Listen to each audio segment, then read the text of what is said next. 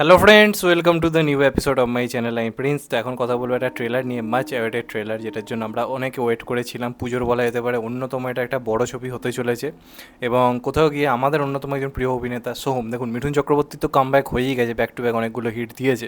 সোহমের properly একটা ভালো cinema দরকার ছিল। প্রধান দিয়ে অনেকটা কামব্যাক হয়েছিল, এবার একটা ভালো সিনেমা দরকার ছিল, ভালো স্ক্রিপ্ট দরকার ছিল। তো ভাল লাগলো যে সোহম এবার নিজের প্রোডাকশন থেকে ভালো কন্টেন্টে কাজ করছে। আজকে মিঠুন চক্রবর্তী রাজি হয়েছে মানে একটা কথা মানতে হবে, ভাই স্ক্রিপ্টে দম আছে, যে কারণে মিঠুন চক্রবর্তী রাজি হয়েছে। আর রিসেন্ট টাইমে অরিত্র সেনের অরিত্রদা যে প্রজেক্টে কাজ করছে সেগুলো কিন্তু স্ক্রিপ্টিং লেভেলটা খুব অন্যরকম হচ্ছে। যেমন দাবাড়ু, বাংলাতে এরকম দাবা নিয়ে মানে স্পোর্টস ড্রামা কখনো হয়নি, সেটাকে ক্রিয়েট করলো। আবার এইখানে এমন একটা কনসেপ্টে কাজ হচ্ছে যা মানে কখনো হয়নি। তো অরিত্রদার জন্য মানে বলাতে পারে বড় একটা অপরচুনিটি এটা, এবং পুজোর সময় আসছে। তো সব মিলিয়ে কিন্তু বক্স অফিসে ফাটিয়ে দেওয়ার জন্য এই সিনেমাটা কিন্তু কোনো অংশে কিন্তু কম নয়। এই এক্সপেকটেশনগুলো আমাদের প্রথম থেকেই ছিল। তো আজকে এসছে ট্রেলার, ট্রেলার দেখার পর এক্সপেকটেশন বাড়লো না কমলো। তো এক্সপেকটেশন যদি এখানে থেকে থাকে, ট্রেলার দেখার পর এক্সপেকটেশন ভাই অন্য জায়গাতে পৌঁছে গেছে। এবারে পুজোর প্রত্যেকটা কাজ কিন্তু একটার থেকে একটা আলাদা হচ্ছে, আলাদা আলাদা জনরার কাজ আসছে। প্রত্যেকটা দেখতে এক্সাইটেড লাগছে। আগের বছরের পুজোর থেকে এই বছরের পুজোর সিনেমাগুলো নিয়ে বেশি বেশি এক্সাইটেড রয়েছি। তো এটার যেটা ট্রেলারটা আমরা দেখতে পাচ্ছি, মিঠুন চক্রবর্তী একটা ক্যারেক্টার যে একজন সিকিউরিটি গার্ডের চাকরি করতো, এবং অপরদিকে রয়তাভ দত্ত। সবচেয়ে বড় কথা কি, মিঠুন ভার্সের রয়তাভ দেখতে পাবো। একটা সময় এটা জনপ্রিয় ছিল, ওই বারুদ ফারুদের টাইমে মিঠুন ভার্সের রয়তাভ দত্তের একটা মানে একে পরে ফেস অফ দেখতে মারাত্মক লাগতো। এতদিন পরে সেই জিনিসটা যখন দেখতে পাচ্ছি, অপরদিকে একজন জ্যোতিষ হিসেবে যে খুব নামডাক রয়েছে এরকম একটা ক্যারেক্টার রয়তাভ দত্ত প্লে করছে, যে জ্যোতিষশাস্ত্রের নামে নানা রকম দুর্নীতি ফুর্নীতি করছে। আর মিঠুন চক্রবর্তী প্রচণ্ড ভগবানে বিশ্বাসী একজন মানুষ ছিল, তখন সে চাকরি বাকরির মধ্যে ছিল। তার সাথে এমন কিছু হবে যে কারণে সেই এই জ্যোতিষশাস্ত্রটাকে নিজের একটা বিজনেস হিসেবে মানে ভেবে নেবে। এটা প্রেডিকশন, এটা নাও হতে পারে। যেটুকু দেখে বুঝলাম যে চারপাশে এই যে জ্যোতিষশাস্ত্রের মধ্যে যে দুর্নীতি বা এই জিনিসটাকে যারা ব্যবসা হিসেবে ইউজ করছে, কারণ দেখো জ্যোতিষশাস্ত্রের কিন্তু একটা নিজস্ব লজিক রয়েছে, নিজস্ব একটা আইডিওলজি রয়েছে, কিন্তু এখন মানুষ এটাকে ব্যবসার চোখে দেখে, টাকা কামানোর একটা ধান্দা হিসেবে দেখে। তো সেইটার এগেনস্টটা সম্ভবত মিঠুন চক্রবর্তী লড়াই করছে, নিজে একজন মানে জ্যোতিষশাস্ত্রের একজন মানুষ। এটুকু আমার ধারণা, এটা নাও হতে পারে। অপরদিকে সোহমের যে ক্যারেক্টারটা, সে হচ্ছে পুরোপুরি মিঠুন চক্রবর্তী এগেনস্টে, যে রীতিমতো একজন বিজ্ঞানের মানুষ এবং সেই সমস্ত কিছুর ক্ষেত্রে লজিক দিয়ে সব কিছু বিচার করে, যার কাছে এই জ্যোতিষশাস্ত্রের কোনো অস্তিত্ব নেই, তার কাছে বিজ্ঞানই সমস্ত কিছু। তো এই যে বিজ্ঞান ভাষায় জ্যোতিষশাস্ত্রের যে লড়াই, সেটা নিয়ে সোহম এবং মিঠুনের মধ্যে একটা ফেস অফ। তো দেখার মতো কাজ। সবচেয়ে বড় কথা কি, সোহম আর মিঠুনের ডায়লগগুলো শুনুন।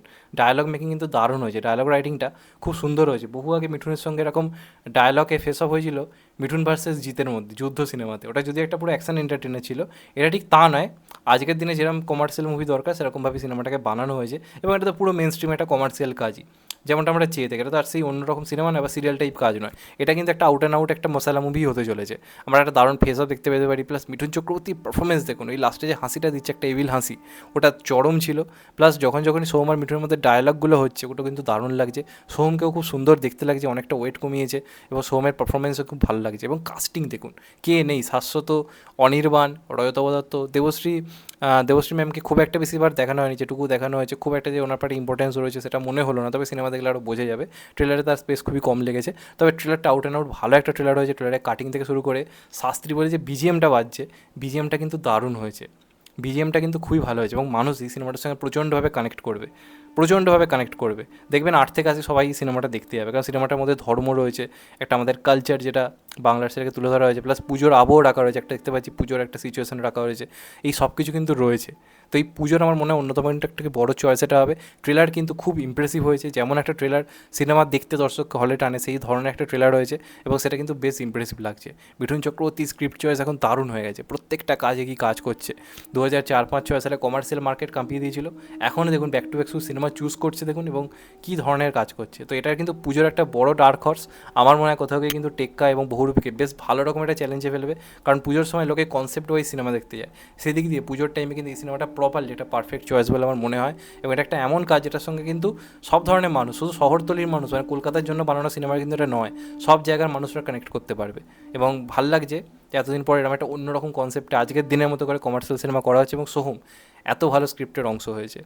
তো আমি খুব আশাবাদী এই কাজটা নিয়ে। আমার ট্রেলারটা দারুণ লেগেছে। পুজোর মানে অন্যবারে যে সিনেমাগুলো এসেছিলো, সেবার শুধুমাত্র বাঘাযতীন, দশম অবতার ছাড়া কোনো রকম সেই এক্সাইটমেন্টে কাজ করছিল। এবার কিন্তু প্রত্যেকটা সিনেমা নিয়ে আলাদা আলাদা হাইপ ক্রিয়েট হচ্ছে।